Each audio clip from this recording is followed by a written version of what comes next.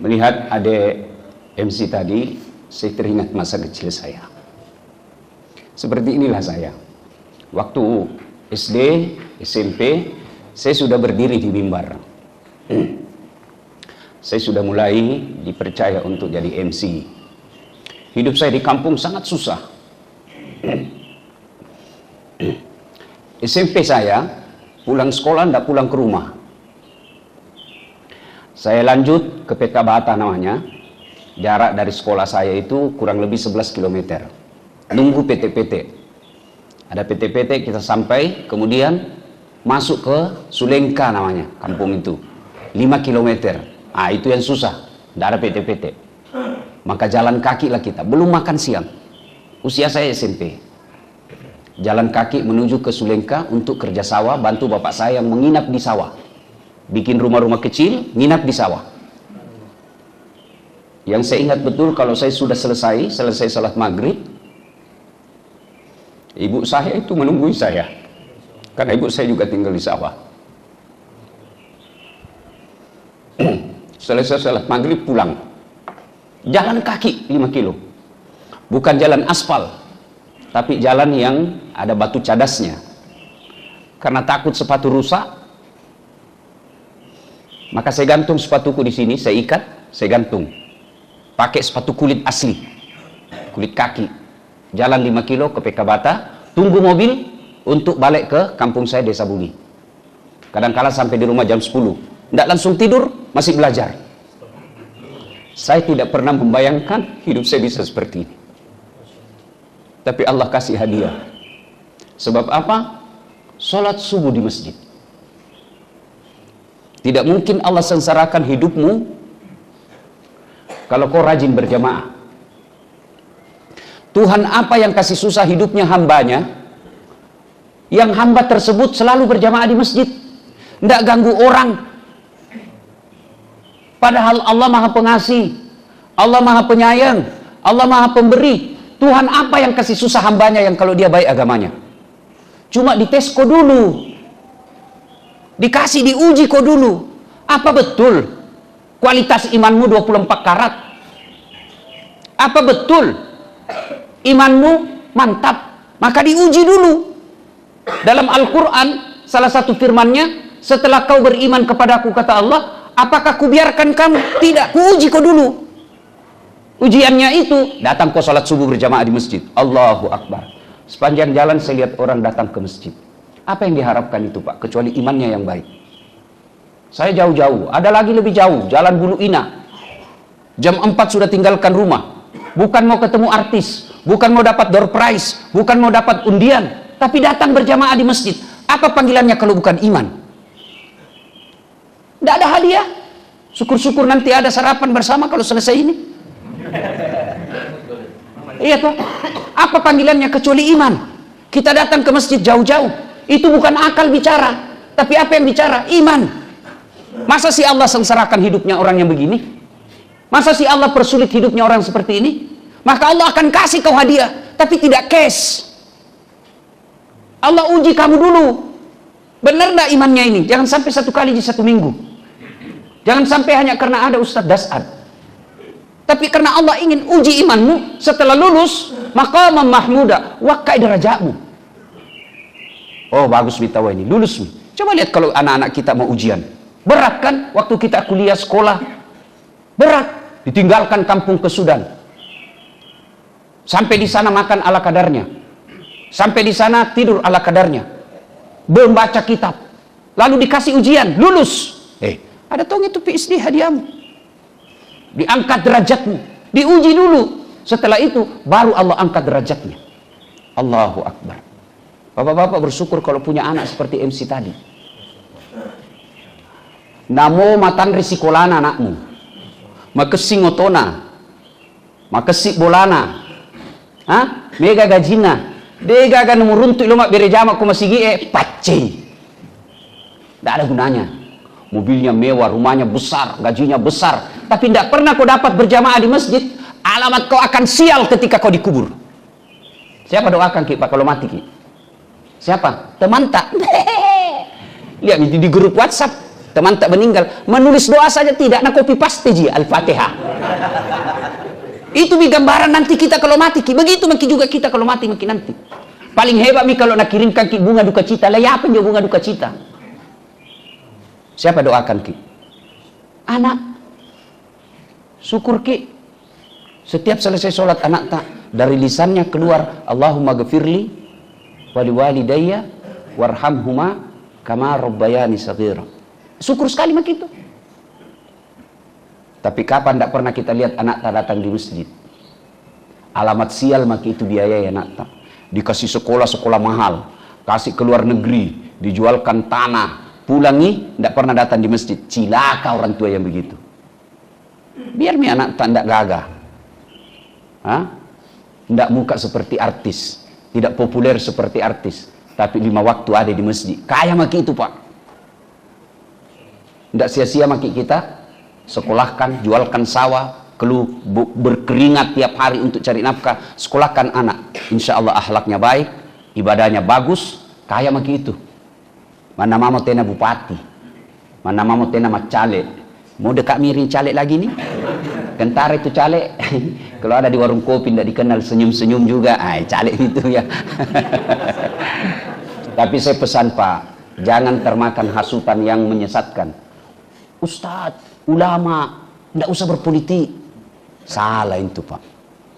Jangan mau urus politik, urus mi kantormu baik-baik. Jangan mau ke politik, coba itu pentingnya politik pak. Bapak tidak mau urus politik. Bapak sebagai kebun, pengusaha, banyak kelapanya, banyak mangganya, pokoknya perkebunannya sukses. Bapak bilang tidak usah urus politik, kerja mau ke itu kebunmu. Dari jam 7 pergi mi kebun. 4:30 baru pulang. Tiap hari itu. Malam dia baca lagi bagaimana supaya perkebunan sukses. Tiap hari begitu. Tidak mau urus politik. Akhirnya panen. Impor buah. Buah dari luar negeri. Lebih murah. Tidak laku buah tak. Setengah mati diurus. Buah bapak tidak laku. Itu karena apa? Kebijakan politik. Jangan salah. Jangan bilang jangan urus politik. Umat Islam harus tahu politik dan berpolitik. Kenapa? Dengan politik kita punya kekuasaan. Dengan kekuasaan kita bikin kebijakan. Dengan kebijakan kita bisa atur kita punya negara. Bayarkan pak, kita ini 80% lebih umat Islam di Indonesia. Tapi ketika ada ulama berbicara tegas, langsung dibilang intoleran. Intoleran, itu namanya amar ma'ruf nahi munkar. Tapi kita takut bicara itu pak. Kenapa? Karena kita tidak kuasai politik. Maka 2024 kesempatan kita memilih orang-orang baik.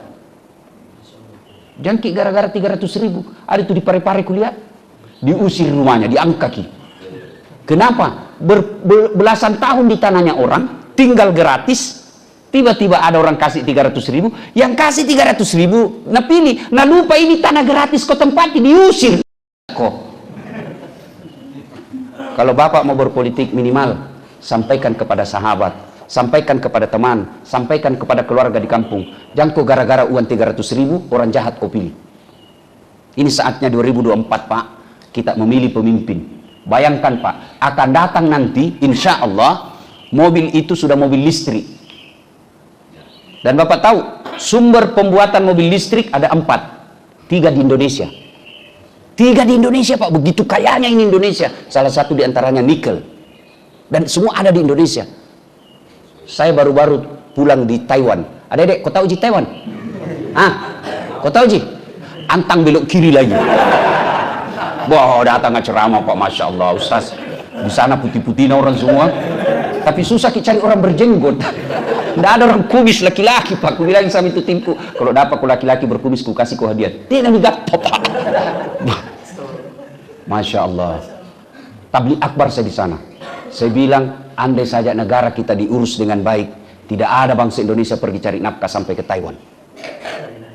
Tidak ada perempuan-perempuan muslimah Indonesia yang pergi cari nafkah dan jadi pembantu, menjadi penjaga anak di sana. Kalau negara kita diurus dengan baik. Maka saatnya 2024, pilih pemimpin yang baik. Jangan hanya karena dia tetangga, jangan hanya karena dia teman, jangan hanya karena dia satu partai dengan kita, jangan karena kita tim sukses, pilih. Jangan, pilihlah yang betul-betul baik, kesempatan untuk memperbaiki. Alhamdulillah, kita harus cinta kepada negara ini. Ya, Saya juga bilang sama Pak Jokowi waktu saya diundang ceramah, saya ini kira-kira ustaz paling sering ceramah depannya Pak Presiden. 9 kali ustaz depannya Jokowi, 9 kali selfie.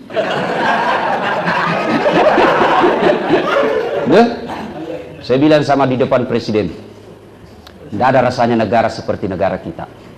Di Malaysia Pak, Bapak mau ceramah, biar alumni Sudan kalau tidak dapat permit, izin dari kerajaan, tidak mungkin Bapak bisa ceramah.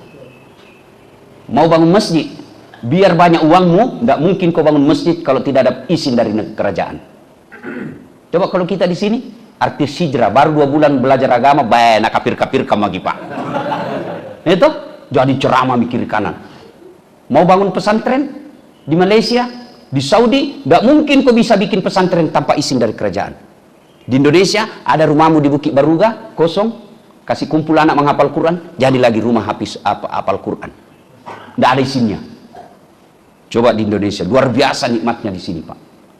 Maka kita bersyukur kepada Allah dengan cara apa? Pilih pemimpin yang baik di 2024 kelak. Yang kedua, ini kita sholat berjamaah. Alhamdulillah, adik-adik kita ada 6 rukun iman. Berapa dek? Tuh? Oh 6, tahu 6. Satu di antaranya beriman kepada hari akhir. Bapak datang ke sini, itulah panggilan iman. Bayangkan jauh itu, dari ujungnya itu Pantai Losari, dekatnya Pantai Losari, datang ke sini. Itu panggilan iman. Karena kenapa? Karena kita percaya ada di hari akhirat kelak. Di akhirat kelak itu 2 di tempat bos. Kalau bukan surga, neraka. Itu di tempat, tidak ada tengah-tengah. Surga, neraka. Apa yang membuat orang masuk surga dan masuk neraka? Bukan karena amalnya, bukan karena tidak ada dosanya. Orang masuk surga itu bukan karena tidak ada dosa. Kalau orang masuk surga karena tidak ada dosanya, tidak ada isinya surga kecuali Rasulullah Muhammad SAW. Mana ada orang tidak ada dosanya di sini? Ini di depanku. Bukan banyak dosanya semua ini. Ini Pak Hayat. Tanjana di gamisna dia. Gaya na tonji Pak. Tapi jago tongi dia intimidasi saya tidak sampai di sini. Padahal tidak bisa Pak, itu sebenarnya ceramah subuh.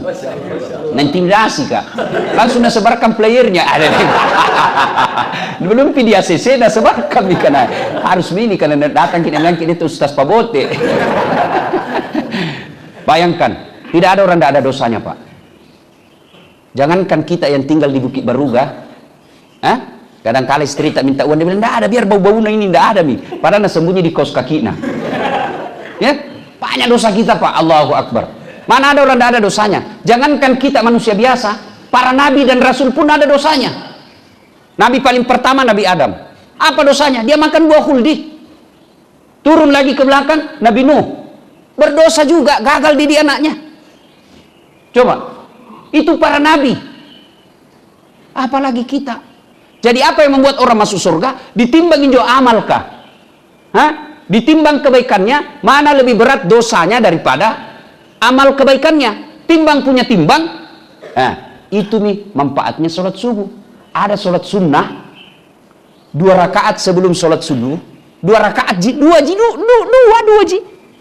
Tarawih kan 8 sampai 20. Dapat tomaki 20 rakaat, imamnya panjang tumpah.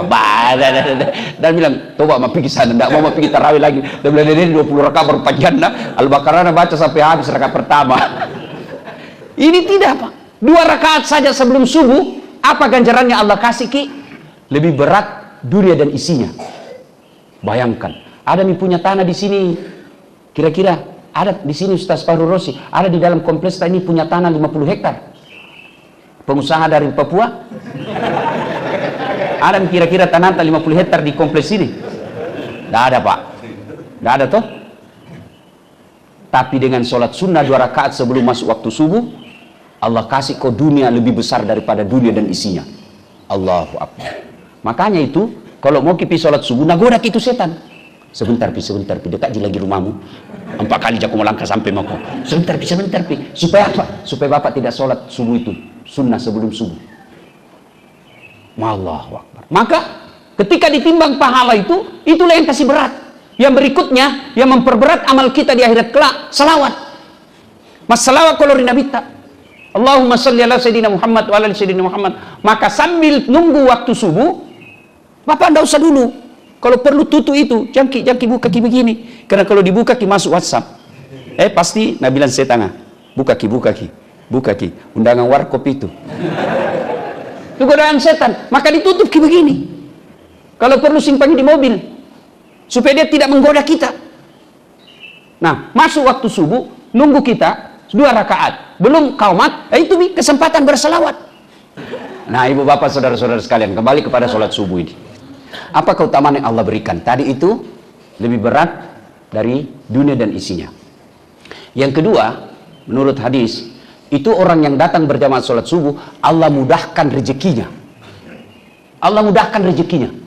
Mau bukti? Lihat nanti, baru turun tadi dari mobil, Pak Hayat sudah bilang ada undangan sarapan nanti Ustaz.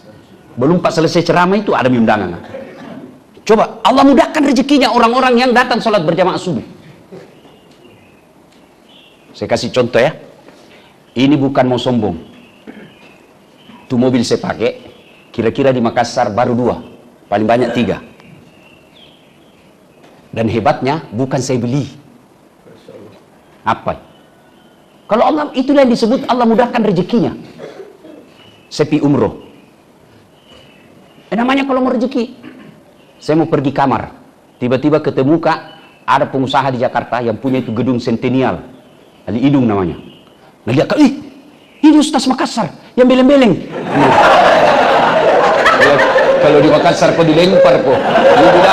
Lu bilang Ustaz beleng-beleng. Jadi itu rupanya yang membuat orang kenal saya, orang-orang Chinese. Kalau di bandara nak kejar yang Ustaz beleng-beleng. Kan? Sudah. Dan bilang Ustaz, saya senang betul ceramahmu Ustaz. Bahkan Mahfud MD beberapa kali itu telepon saya malam-malam bilang, saya senang ceramahmu. Istri saya sekarang tidak perlu saya nasihati. Dia buka YouTube, dia dengar ceramah nasihat. Alhamdulillah. Saya senang ceramahmu Ustaz. Saya mau belikan kau mobil. Bayangkan Pak. Saya bilang, Alhamdulillah, saya memang mau ganti mobil. Mobil apa aku mau? Saya Mercy. Saya mau Mercy, coba-coba Mercy. Dia teleponlah kawannya, ya, Haji Fahmi namanya. Ya, dealer terbesar mobil Mercy di Jakarta. Haji, ya, saya mau kasih hadiah itu Ustaz Dasat. Kawan saya juga itu. Nah, Haji Fahmi itu kawan saya juga. Kawan saya. Kau kasihlah mobil Mercy sesuai apa maunya. Pulang aku bilang mana yang paling baik di sini. Dia bilang yang dia mau, dia tidak sebut toh. Dia bilang, Haji mana ini yang produksi baru ini Ustaz. Tidak ada duit Pak. Itulah yang disebut Allah mudahkan rezekinya. 1. 2. 1 tadi itu ada pahala dikasih kau lebih berat daripada dunia dan isinya. Yang kedua, Allah mudahkan rezekinya. Yang ketiga, Allah berkahi penghasilannya. Ini yang paling penting. Tidak ada guna duit banyak kalau tidak bisa dinikmati. Rezeki itu menurut definisinya, menurut Profesor Dr. Quraish Shihab, rezeki itu adalah pemberian Allah yang bisa kau nikmati. Itu rezeki. Biar uangmu banyak, miliar-miliar uangmu, tapi dilarang kau makan nasi, dilarang kau makan garam, dilarang makan gula, dilarang makan minyak. Apa yang bisa nak kasih ke dokter? Nak bilang ubi rebus yang warna ungu. Banyak warna tapi ubi ungu bisa nak makan Pak. Itu bukan rezekimu itu yang banyak itu. Rezekimu yang kau bisa makan, bisa kau nikmati. Nah, orang yang rajin berjamaah subuh di masjid, Allah berkahi penghasilannya. Allah berkahi segala penghasilannya. Mak barakah irona polei. Apa yang disebut berkah? Berkah itu kita lihat, enggak kaya ji itu. Mobilnya biasa-biasa ji. Tapi ikorban itawa 1 sapi. Itulah yang disebut penghasilannya berkah. Enggak kaya itu orang, pulang bisa di umroh. Nah, ini yang agak susah. Promosi umroh, kedua kak di sini Pak Hayat. Yang mana mi dipromosikan ini Pak? Kasih itu ceramah kita tidak ada tuh. Kita tidak biasa-biasa penghasilannya. Tapi tahu. Pulang bisa di umroh sama istrinya. Itulah disebut berkah. Ada orang berlipat-lipat hartanya, tapi tidak pernah ke tanah suci. Dia nama barakah dan le'u bos. Tahu disebut bisa namanya di sumbangan. Itu yang disebut berkah, padahal tidak besar. Kita lihat rumahnya sederhana, tapi setiap ada sumbangan amal pasti ada di situ. Itu yang disebut berkah penghasilannya. Ada orang Pak banyak warna tapi la haula wala quwata illa billah. Kikir galang Pak ujang batang. Kita tahu itu namanya kikir galang. paku jambatan, deh gagak, susah sekali keluar warna.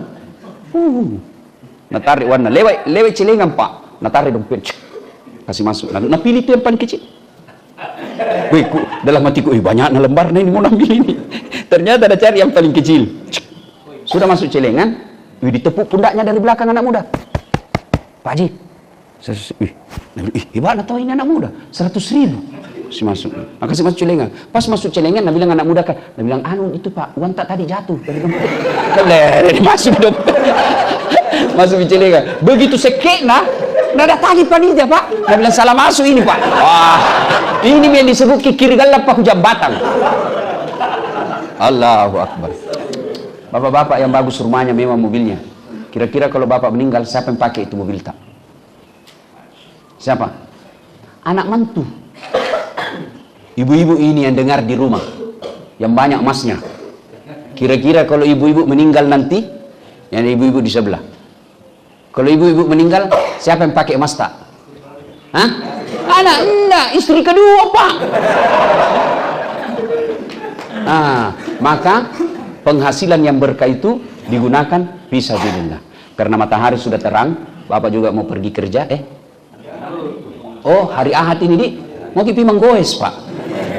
Ya sudah dapat maki ilmu sedikit, sudah itu mudah-mudahan ada undangan makan, sudah itu baru kita pergi sepeda, dunia akhirat kita dapat. Alhamdulillah. Semoga Allah manfaat, semoga berkah, lebih dan kurangnya mohon dimaafkan. Usikum wa nafsi bitaqwallah. Assalamualaikum warahmatullahi wabarakatuh.